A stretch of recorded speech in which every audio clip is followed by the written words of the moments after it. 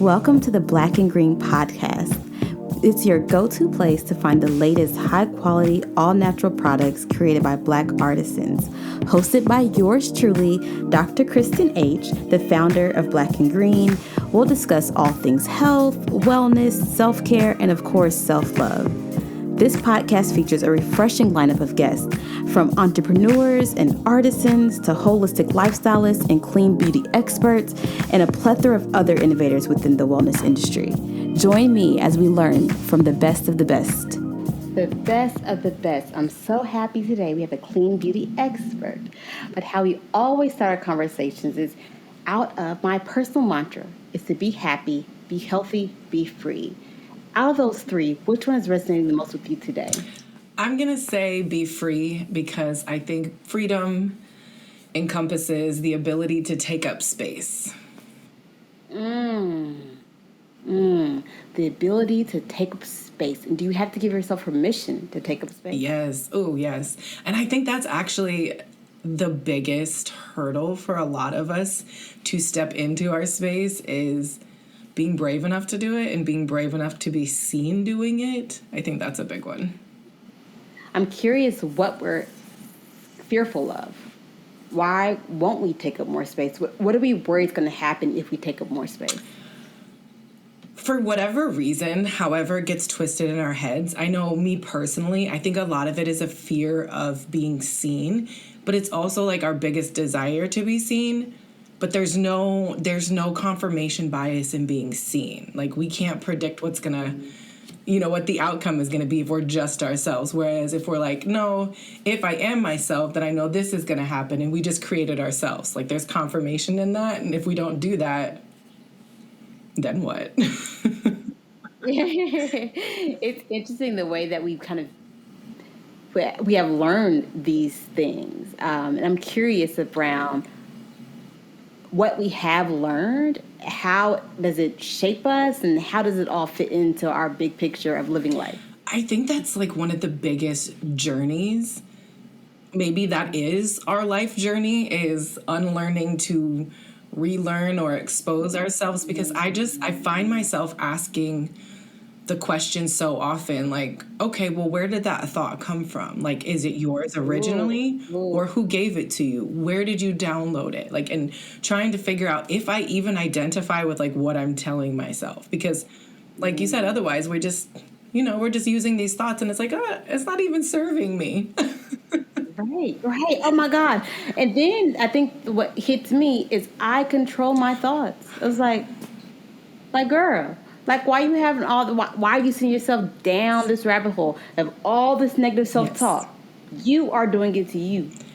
Stop. Yeah, exactly. We just have to be accountable to ourselves, because we make them up. Whether we want to believe it or not, we make them up. So you're right. Like, why am I spending 10 minutes making up the worst case scenario when I could just be spending that 10 minutes making up the best case scenario? Like, I'm making it up either way. You know what?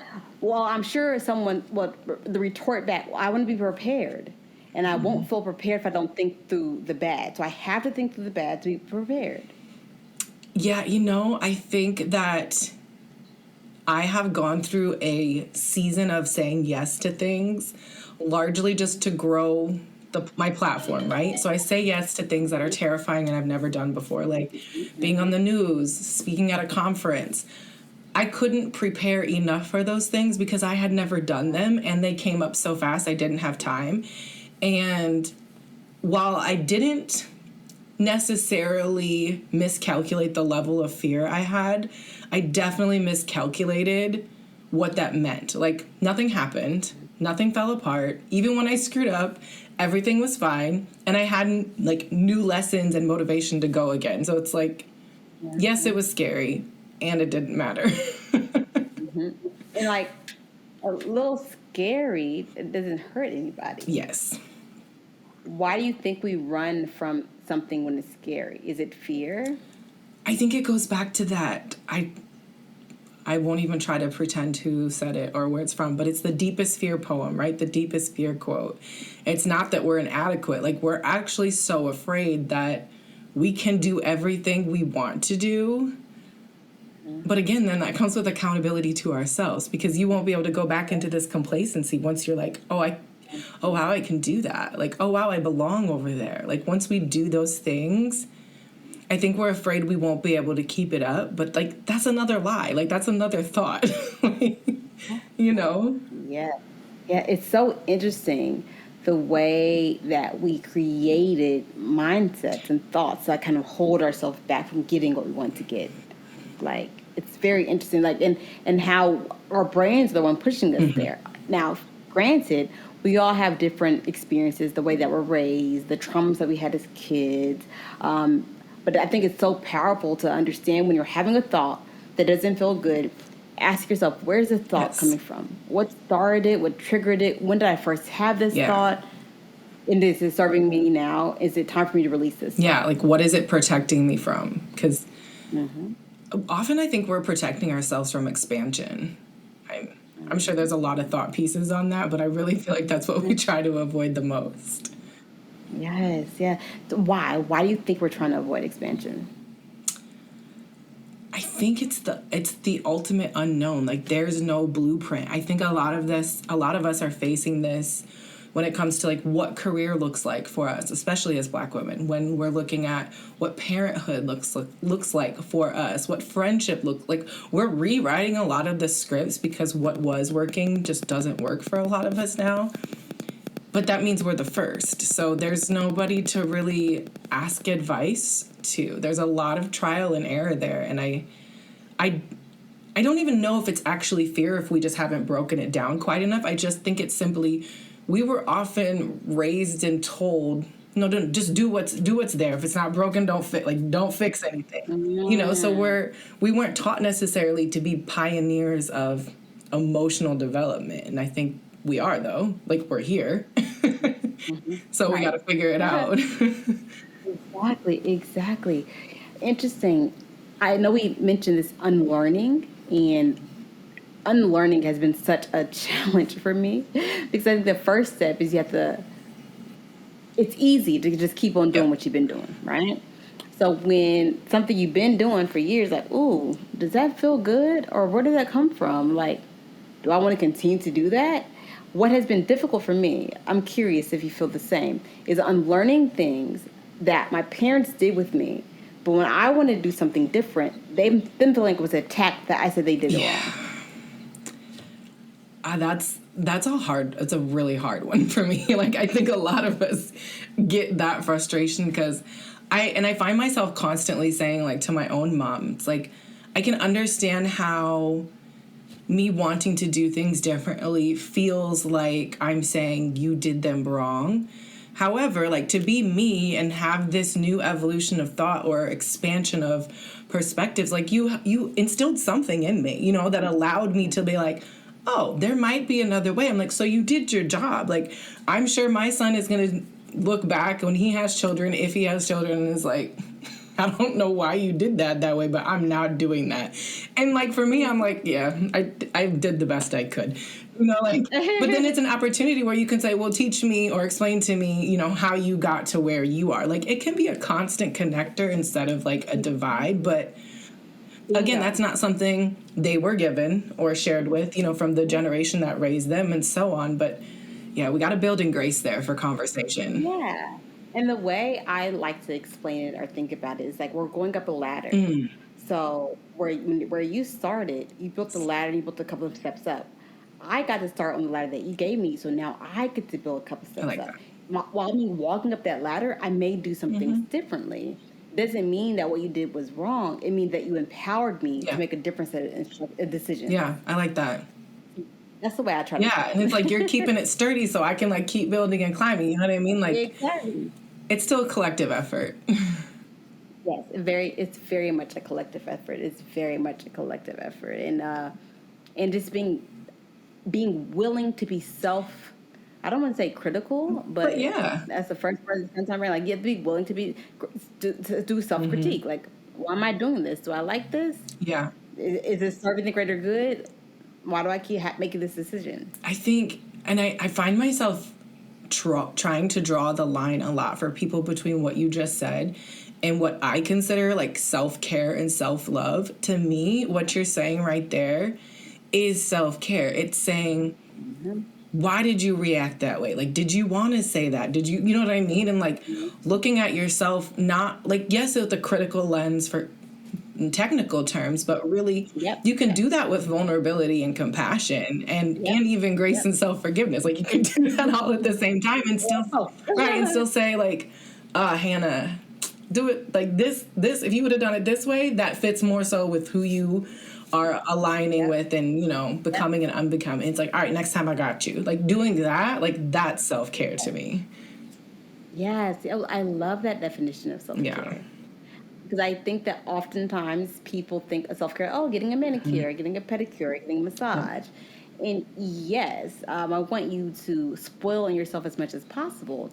But a piece of self-care is knowing what yourself wants, knowing how to be authentic, learning what habits have you learned, what behaviors have you learned that aren't serving you, that aren't authentic to you, that you can undo and unpack. Yeah, absolutely. Yeah, absolutely. I like how you said that. And allowing yourself to be loved in all those spaces, right? Like not being ashamed of, it's like, oh, I have a quick trigger when somebody talks about this. Like, I know that now. I'm not going to be ashamed of it. I'm just going to, you know what I mean? Like find how things work. Yep. I'm reading a fantastic book, and it was talking a bit about boundaries. And I feel like boundaries is the new word everyone's throwing out these days. My boundaries are here. My boundaries are here. But there's a book define boundaries in an interesting way. I'm curious to see what your perspective on it is. She defined boundaries as knowing yourself well enough to know that when something doesn't feel good, you set up your own personal boundary to remove yourself from that situation. So a boundary is really honoring what your body's telling you to move and listening to it. So the example she gave in the book is that whenever she was talking to her, she was in a meeting with some friends, eating a meal. Someone said something that didn't feel good to her. Her body got tense, her body got tight. Her body was saying, all right, we don't feel good here, we don't feel safe here. She said she could have fought through it and just tried to make herself continue to walk through it and just continue to do it. Oh, I think the story was she was meeting her dad. She didn't have a relationship with her dad. They had been estranged for like 10, 15 years.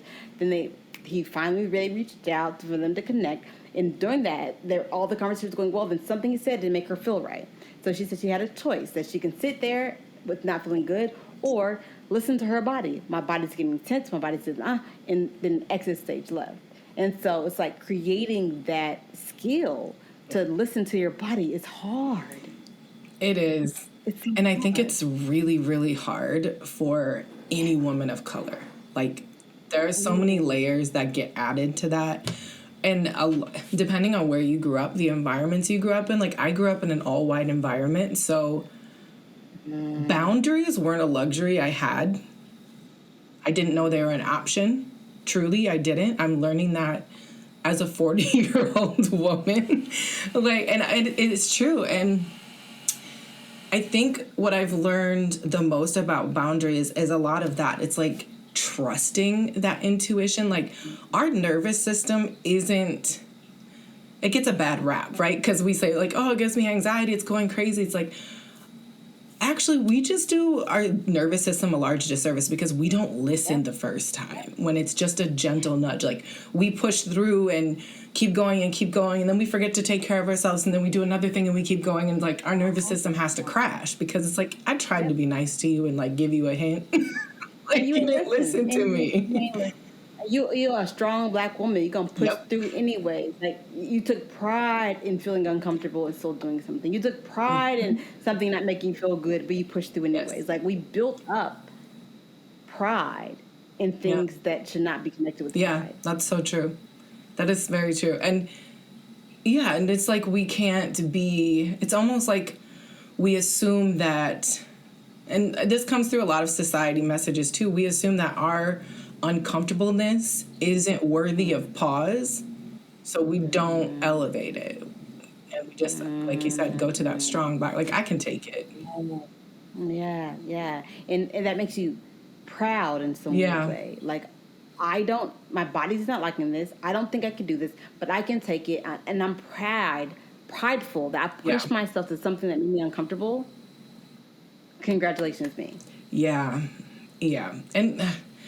My favorite book is The Body Keeps Score. So yeah, we do that, but like the body does not forget. It does not forget. So like, I think a lot of times when our stress levels are rising, it's not that anything in our life changes. It's just we just don't deal. Like you said, we'll push through and then we just don't deal. And we see in more and more studies, I think now as Black women are becoming a part of health studies, how much that level of suppression when it comes to our stress and anxiety is actually causing these long-term health effects that nobody just paid attention to before. Now we will pause for a moment of meditation with Dr. Crystal Jones. Wherever you are right now, just take a moment to experience your awareness. Notice what you see, notice what you hear, notice what you feel. What do you taste? Notice your being for what it is right now. Take a deep breath in. And as you exhale, let it all the way out. And as you're exhaling, think about that oxygen moving to your heart. Get rid of those toxins that happen from residual volume when we don't completely breathe in and out. As you breathe in and you exhale fully, you're letting go of what's no longer serving you, so that the oxygen that comes to your heart allows you to give and receive love with boundaries, but no longer the walls that the toxicity creates. Continue in this breath. Continue in this being. And as you're in this being, start to become the love that you seek in this world. Start to become the forgiveness that you seek in this world. Become the acceptance that you seek in this world. And watch the universe mirror that back to you. I just wanted you to know that I am here always, for you, with you. Listen closely. The truth is within my voice. Come back to me as often as you like. I'll be here. Sincerely, your breath. I love whenever I can take a moment to meditate. For me, it's hard to do it unguided. So I need some control of my brain, because if it doesn't guide me, it's going to be everywhere. That's so true. That's so true. And I just love a good reminder to come back to your breath, right? Come back home, recenter. Mm-hmm. Yes, it's so beautiful. When we were talking about unlearning and relearning, to me that triggers the whole conversation around clean beauty, because in some ways you're unlearning what products to use. Your great-great-grandma, they all been using these same products forever, so they just got handed right down to you. So you choosing to go down a different path is unlearning what had normalized. So just like walk me through how that unlearning process started for you, and kind of where did it take you? I think that's why this conversation is emotional, right? There's a lot of nostalgia attached to the products that are handed down from generations before us. It's very much, it feels like you're poking at culture in a certain way. And unfortunately, that's the complexity of the Black experience in America. It's like, yes, there is that. We're upholding that. And we found out it's really, really bad for us. Like, these products that are forcing a beauty standard are causing us a lot of harm. And they're packaged under these, health issues where we were told that's because we're Black and that's a Black community thing. Yes, and you're putting the products in that community, right? So it's sensitive, and I like to lead with a lot of empathy and grace to that sensitivity. And at the end of the day, it was just when I first learned so many products contained such harsh chemicals and realized they were related to all these hormone issues, it was like, but this is something I can't ignore. Like, it's not something that we can't talk about because it's too hard. Like, we have to find the path through the too hard. And so that's what I'm learning as we go, I guess. I think that's what we're all learning in this space. Yeah, and it's kind of a beautiful choice to make, but it's challenging because I often say, when you know better, you do better. So with better information, I can make a slightly different, better choice. But that doesn't mean I'm looking on the choices that others make with the down look or a negative gaze. Yes. Just you didn't have the information I have, and thank you for providing Right. me to be in a world where I can learn and I can make better choices. I think that I often think my ancestors, my grandmother would have wanted me to do better.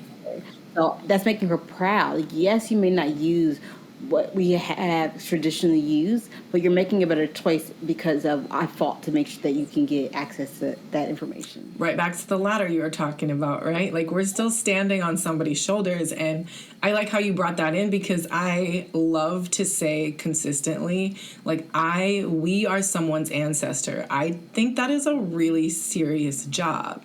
That means, like, our ancestors, they did everything that they could with what they had. I have to do the exact same thing to honor their legacy, right? So, like, I have new information. So, like, you got to take it in, to the places it's not supposed to be. It's like, no, but we know now. Yes. I've never heard that. We are someone's ancestors. Ooh. Yeah. Ooh, look at me chills. Oh, gosh. Oh, my goodness. It's a big job, Yeah. but it's an honorable job. Like, what an opportunity. I often say with my son, my parenting lesson I received from him is that he's watching me 24/7. And so mama got to be on 24/7. But I'm not always going to be on. And so something I'm intentionally doing is when I don't feel good or when I don't feel up to it or I'm feeling overwhelmed, I say that.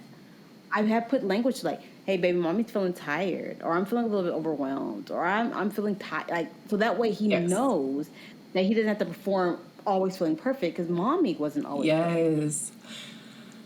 And that resonates with me a lot. I have a boy. He's a big boy now. But but I think that's so important that we teach, one, as allowing our sons to see that we are not perfect. Big lesson there. And two, to give them the language and the example of how you can approach, I don't feel good mentally, physically, whatever, in a healthy, constructive way. Like, we give them those tools and that language. And it's so true that our kids learn more by watching us do things than they do when we speak at them.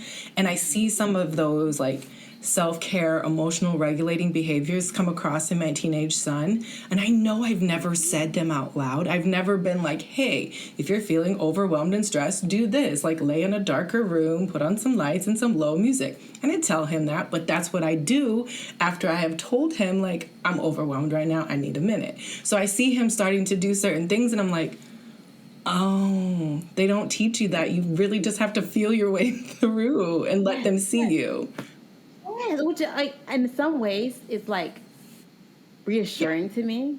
I often say, gosh, they didn't have a class on parenting. Like, I don't know what to do. Where's the book at? And I remember a disagreement me and my mom had like a couple of years ago.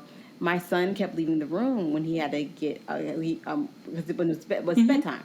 And so I was like, okay, I'm going to lock your door so you can't come out of it. Okay. That's so bad. That makes sense. So my mom was like, oh, you're going to give him all this negative about him being locked in and how that's going to feel, blah, blah, blah, blah, blah. And so I was like, I felt my emotions around it. But I said, Mommy, I'm just guessing. It may not be right. It may be wrong. And if it's wrong, I can pivot to something else. But it's sleepy time. And I need him to get in that bed. And I'm going to lock that door. Because I need him to be safely in that bed.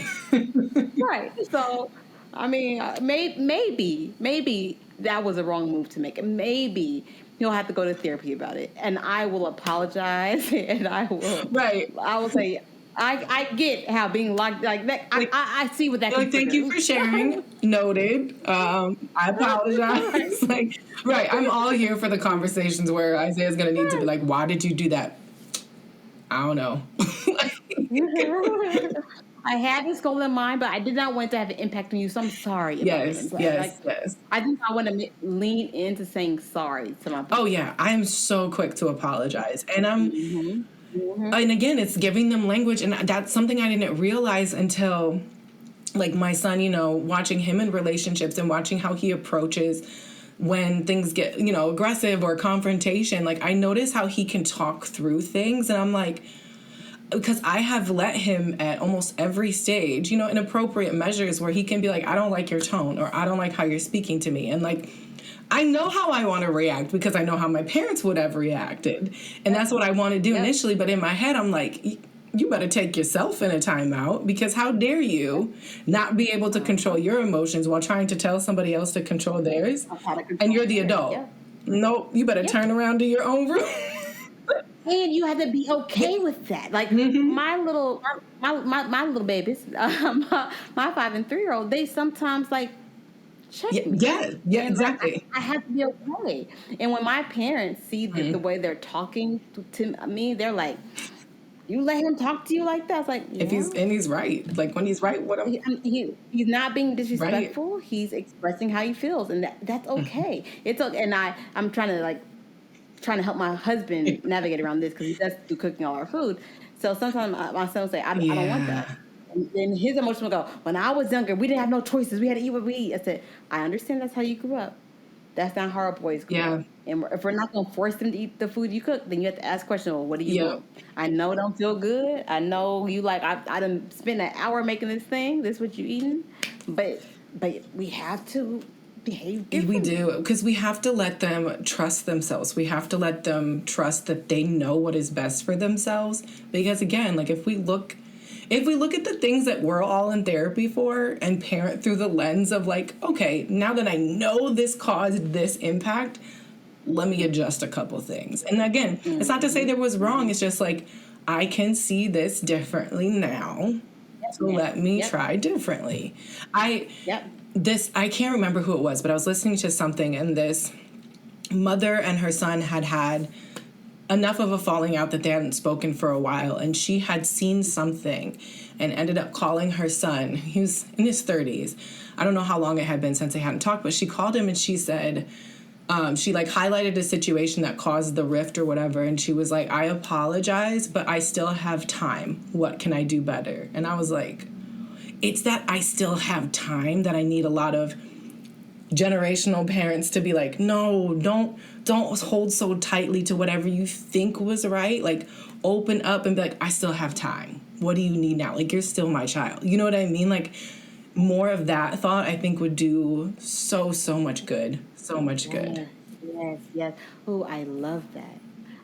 And it's also showing a willingness to be able to change. Ooh, that's love. And I think, right?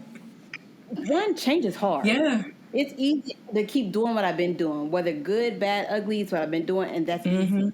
Change is always hard. And I think it's even more difficult when you don't know the outcome. Because you're guessing. Like, I think this is something you're expressing that you want. I don't know what impact it's going to have on you. Yeah. Maybe I'm going to be willing to change it. Like, it's just change. Trying to navigate around change can be so difficult to know what to change, what not to change, which way to go, which way you. It can be very overwhelming. Yeah, it can. I think that's why spending time with yourself, like truly with yourself, just yourself, is so important, because you're right. To know what to change probably is the hardest thing, because you can justify every side of a change. You know what I mean? Like, when you're in it, it can be really hard if you don't know who you are when you come back to that breath. Like, if you don't have that safe place of like, this is who I am, what matches. Yep. So another thought that came to my brain, we're talking about kind of navigating around change and navigating around parenthood, and how in a lot of ways being the most thoughtful, conscientious parent is being very in tune with yourself and operating in a way that you can motivate. Because kids don't listen only to what you say; they watch you. And if you're saying be calm, have a lower tone, but you're always popping off, that's what they're going to see. They're gonna mimic what they see, and so what's hitting home for me is this idea of I have to be authentic and trying to authentically be the things I want my sons to do and be. It's sort of like this idea of everyone makes their list of when they're dating of all the stuff that they want.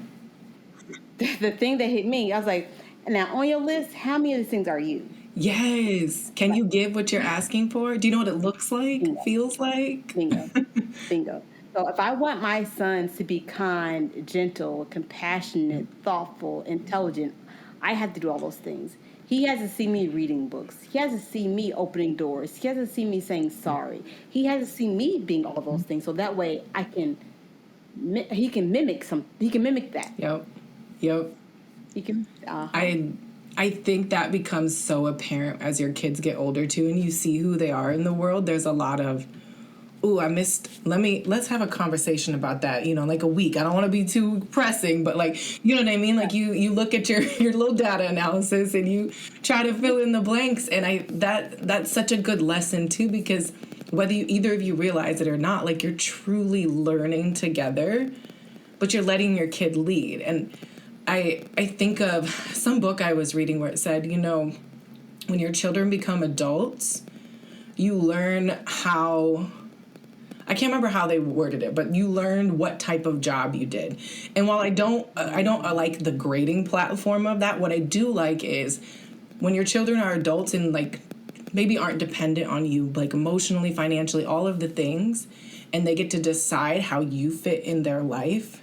I think that tells a lot about like, if your words matched your actions when you were parenting. And I think about that all the time. Like, am I matching? And if I'm not, like, better figure out why.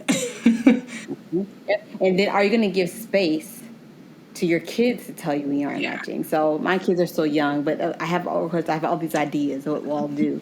But I envision having like maybe a monthly family meeting where we all come together. Our kids have this space and the freedom to kind of say things that we did that they impacted them, that they didn't like. And we come in those meetings with ears to listen and not they're going to get in trouble. So I have a vision of creating this safe place where, but then the argument can be on the side, well, why wait for that time? Why not allow them to always be able to do it? I mean, yes, there's no right answer, right? Like, you're their mom, so like you know when to start the conversations. I've done a version of that with my son. I think it started around when he was 6, but at the time, like, he was in a school where I could start to see some tensions, raising him being the only Black boy. So, like, I needed more information from him, so I had to set up a different dynamic. But I still do it with him now as a big old 17-year-old, even though now it's weird. Right? But I'll ask him, like, I always ask him, like, what is one thing you wish I did more of? And what is one thing you wish I did less of?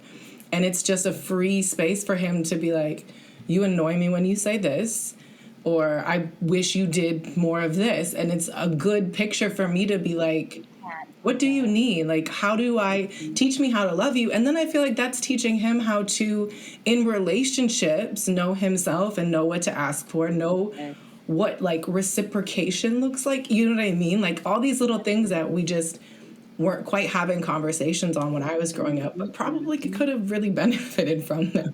Absolutely. And I think the beauty of asking the question, what do you want more of? What do you want less of? It forces them like, oh, well, what felt really good to me? Yeah. It forces that self-reflection for him to say what felt good and what didn't feel good. And then it empowers you with the information. Yeah. So I think those are powerful 2 questions. I'm definitely writing those down. I'm taking those down, and I'll let you know how it turns out. Sometimes it hurts my feelings, but it's like it's a good lesson for me because it's like, no, this is how you take criticism and another person's experience and don't center yourself. Like it has nothing to do with you, so go take it and do something with it. Not centering yourself. Oh gosh, isn't that hard?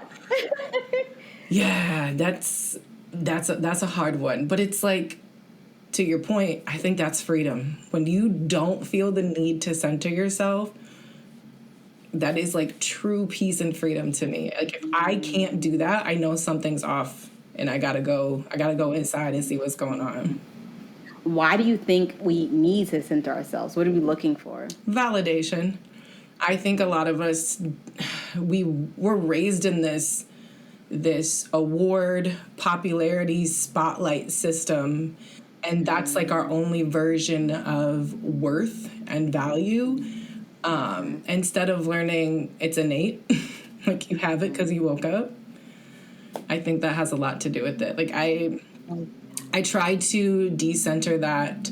I did that with my sister when I saw, like, when she was in high school and she was so stressed about grades, and I'm 9 years older than her. I was a new mom at the time, and I was like, girl, what you are worried about?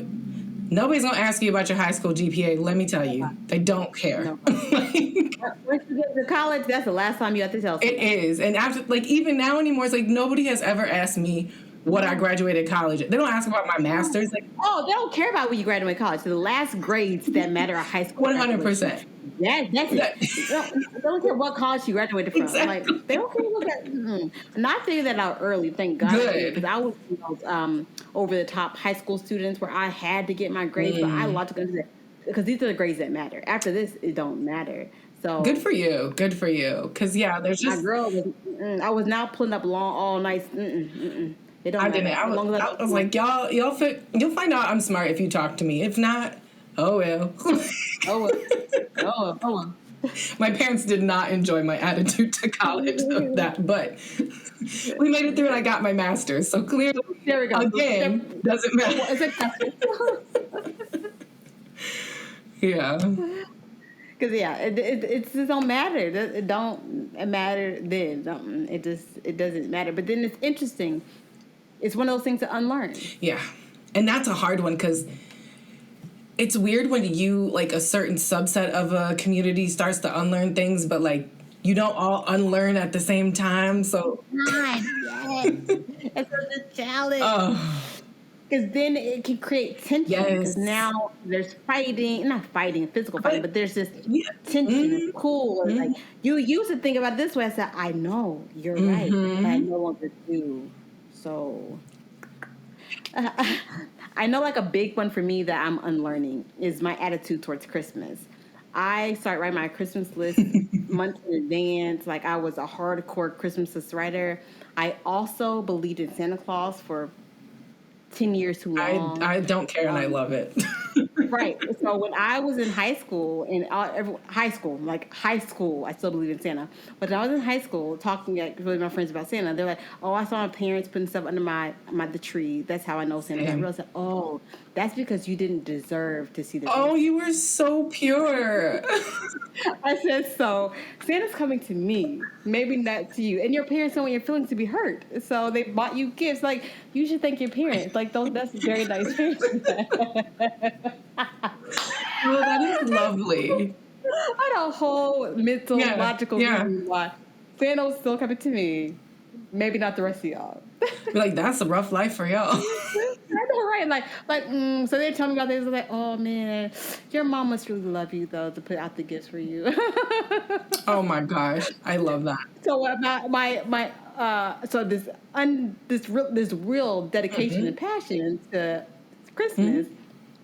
Then I married a man who they didn't really grow up with the Christmas tree and Santa, and so he was like, we didn't do that. Like, we were too religious. We felt like the Santa got in the way of the real meaning of the of Christmas, and so he's like, we just didn't do it. It's like my parents might buy us one or two gifts like in the season, but there wasn't a Santa, there wasn't a Christmas tree. That's not the way that we operated. So, we had to do a navigation for the first couple of years for how we were going to handle Christmas. It was interesting of unlearning that had to be done and some on both sides, right? Yes. And we settled where we have a real Christmas tree. Nice. But we don't do a whole bunch of gifts like that. So I think we create like a family seal. Of course, I said that now. I could probably not remember it. let me see if I can remember it. I think it spells clear. Creativity, literacy. Forgot what the E stands for. Now I kind of want to go get it. Creativity, literacy. Let me go get it because I want to know. Right, me too. I got it created like a magnet. That's so fun. I know. Creativity, literacy, empathy, activity, and responsibility. Nice. So what we do for Christmas is that's our family seal. So we get one gift from every category. Oh my gosh, absolutely. And that's so smart on both sides. I'm like, the organization is something my brain loves. And then we all know it's like Yeah. the issue was with us and that plan that works great. Where the challenge is for the other folks who come into it and Sure. they want to drop off and bring gifts. Oh, I was at Target. I saw all this stuff on sale. Here's the 10 gifts. I'm like, Yep. we don't want 10 gifts. No, it's like I have to put those somewhere. Yeah. So my new way I've articulated is like, that's wonderful that you found gifts. And when they come to your house, you can give it to them. Right? So you're not going to bring them to my house. That's Thank a good you. one. We need toys everywhere we go, so you keep them. Thanks. Yes, and he'll be so excited Right? to put it at your house. They'll be more excited at your house, I promise.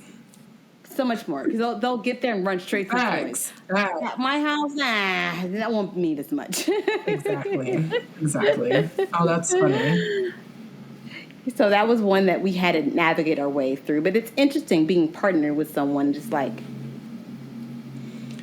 having to understand what things that you were raised with that were normal to you versus what things that they were raised with that's normal to them, and like trying to recreate a new normal. And that's such a good example because there is no right and wrong.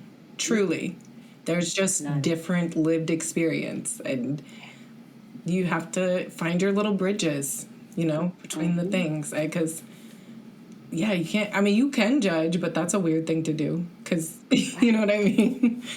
But at the end of the day, like you said, there's no right or wrong. Like, there just isn't. There really just isn't. And that's a big one, I think. Maybe the biggest lesson for me and the most beneficial when it comes to anything mindset was I grew up in rural Midwest, very Catholic. Please believe we were taught right and wrong. No gray. But I exist in the gray. I love the gray. So learning, right, like taking all of that like guilt and shame, knowing it doesn't even exist there was quite the process. But then it's like, oh no, you just open up your world to be like, even in points like at points of aggression, like if someone says something harmful to me, I'm always like, I wonder what happened to you. Like that's my inside immediate response. Instead of being like, what did you say to me? It's like, interest. You know what I mean? Like you can tell like that can't be your core, your center, because I firmly believe that's love for all of us. So if you're acting out of that character, like I'm just wondering what happened to you. I don't want to know all the time, but like I'll think, like. But that's beautiful that you allow your brain to not feel attacked, to not feel like you have to get defensive, but to be able to see like, oh, I'm sure the hurt they're throwing towards me is coming from some pain they went through, and I'm going to give them grace and not allow it to impact me. I'm going to probably exit stage left now. Yeah. Yes. So I don't want to stay there and take getting punched in the face, but have grace for it and then exit the stage. And I think that's a boundary. We might not call it a boundary. Like protecting your peace, I feel like is a gentle thing. And that's like the most gentle way I've been able to find out how to navigate this world, especially as a Black woman, is doing that. It's like if I were to attach any thoughts or any emotion to this, then I have to deal with it. But like innately, I don't deserve whatever is coming out of your mouth because it doesn't have anything to do with me. So like, why would I pick it up? Yep. Because it's my choice. It is. There we go. It's my choice. It's so funny. Like someone sent me an email today. I was pretty sure she was trying to be real shady in that email that she sent. I wasn't picking up the shade. I was like, congratulations, yay! I'm sure you're like, what? I was being mean. Like, Yo. You're not getting none of that from me. You're not. Okay? You will get grace from me because you need it. And as I give you grace, I'm giving it to myself. Like I'm just, you know what I mean? Again, not picking it up.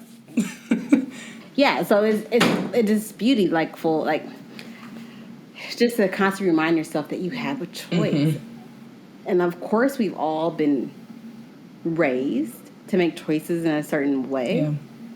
Yeah. But if you can see it happening, Yeah. and be like our new couples therapist, something she's really a big proponent of. She's like, try to be your observing self.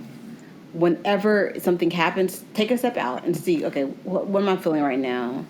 Why am I feeling it? Where is this coming from? And kind of allow you to see what's happening. Yeah. Yeah. I think I learned several years ago. I think it was when my son's father was dealing with like his mental diagnosis, and I learned then like a large part of like conversation can happen with me first. So like whenever if something big comes up or a change or a request from someone, like I know to be like, all right, give me a little bit, because I have to take it. I have to, like you said, I have to decide how I feel about it. Yep. And then I go to like, what part of this is mine? Like what part of this can I control? And then I take what I can control and I look at it like, what do I want to, like, what kind of energy do I want to spend on what I can control or change? And then it's like, is there anything left that I actually need from the other person in this situation? Like, if not, cool, I'm gonna go work on what I said I was going to. If I do, now I clearly know what I can ask of you, right? Mm-hmm. And like just giving ourselves a second to be like, yes. That's probably one of my most powerful things I've learned, is I've always taken pride in how quickly, how fast I do things. Mm-hmm. Like all things quick, fast. Look up, I'm done, ordered, like So I am forcing myself to stop, to think. And like, it has been so powerful just to allow myself to stop. Right now, my son's asking, Mommy, can I have this? I don't know, give Mommy a second to think about it. Yeah. Back then, I said yes real quick. I should said no. I know. I should say yes. I said, well, give Mommy a second to think about it. And then there'd be like, 1 second. Is it done yet? I said, no, it's not done. Okay, I need 5-10 more minutes. I'll let you know. As soon as I got my answer, you will be the first to know.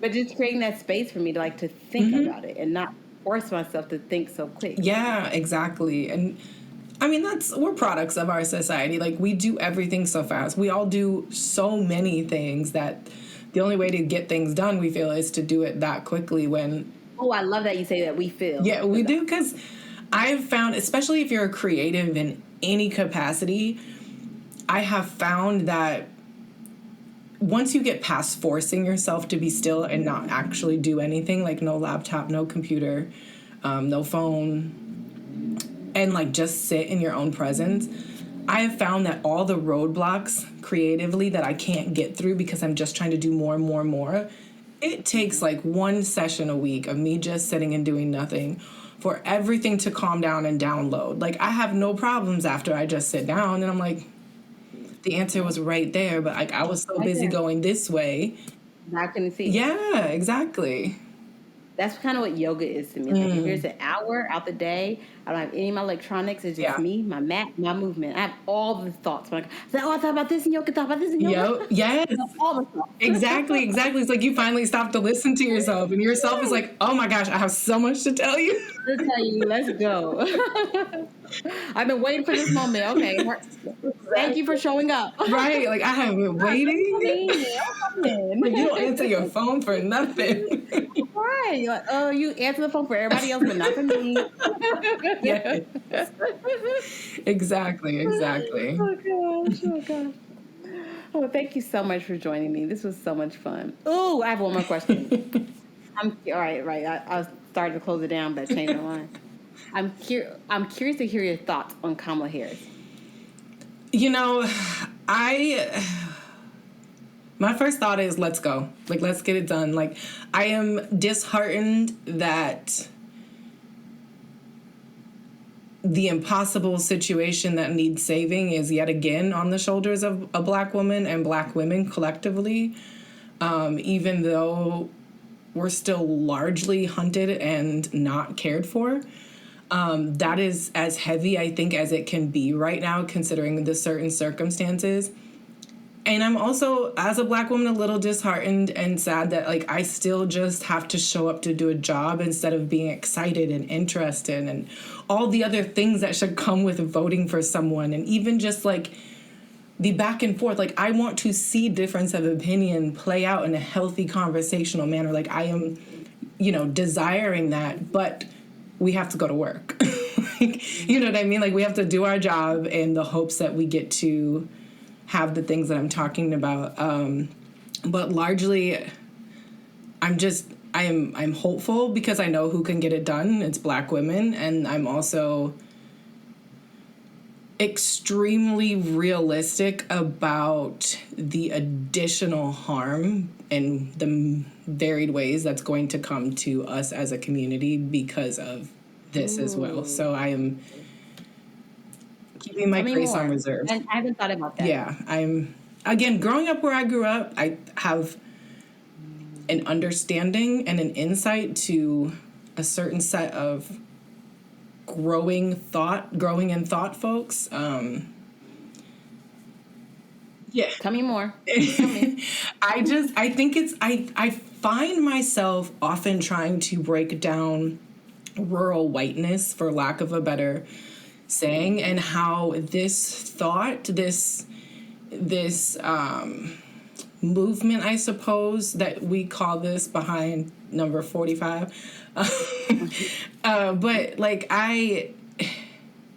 I understand it because I know it's not new. Like, I grew up under its thumb. It almost suffocated me after my ground was murdered. Like, I moved my child out of it because I was like, I hardly survived. So and you're such a different, evolved, beautiful young Black man. Like, I have to put you somewhere else.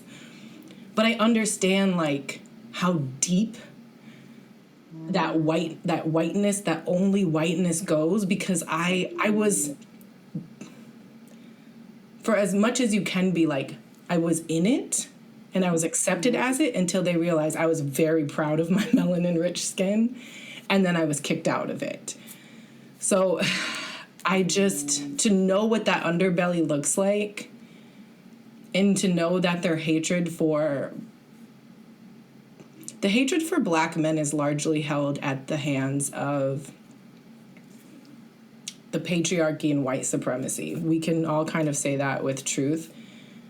The hatred for Black women is so layered and complex, and it sits in the hands of white men. It sits in the hands of white women heavily, and it sits in the hands of Black men too. So, like, I am concerned. I'm concerned. But that means it's time. I mean, we got to stay. Our feet are planted. We've already been doing the work. We just had to do this the last run around. We saw what Trump was doing when he was in office. So I just feel like we know what to do. I love that there's something to revitalize our spirits because that was necessary. So I have to believe that there is an ancestral timing in that to get us, back to work. But yeah, unprecedented times have to come with unprecedented burdens, and I worry about how weary our shoulders already are. But I am not motivated. I don't know if that's the right word, or comforted might be the best word. I'm comforted because if anyone could, it would be us. Exactly. Like, it's like, and that's what I mean by, like, the revitalization. It's like, okay, like, there's work to do, but it feels like we can, right? Like, it feels like somebody put their toe in the door. You know what I mean? So even looking how much money was raised immediately afterwards, it's like some people are feeling like they were listened to. That was necessary too. Like, there's a lot of necessary good happening here. I just hope we also remember to protect her. And other Black women in any capacity that, campaigning and all of those things. It's other people have to step up too. So hopefully this will be the carrot. It's going to take a community. Yeah. On all different levels. It's going to take a community. Community. Yeah, but I feel comforted. Yeah. if anyone could, it had to be. It's like a possibility now, right? Whereas before I feel like it was just very hopeless, right? Like we were like, okay, we'll try. And now it's like, no, like we'll work. You know what I mean? So I definitely feel that like, Yeah. Yeah. yeah, it's like a little bit of a fire. Yes. Yes. Okay. Yeah. Well, thank you for answering my last question. Do you have anything else you want to say I didn't ask? No, this was a good conversation. Thank you. Yeah. Thank you for tuning into the Black and Green podcast. Did you have more questions for our special guest? Please leave your questions in the comment section. Also, check us out at blkgrn.com. Please subscribe and comment. We love hearing from you. Until next time, buy Black and live green.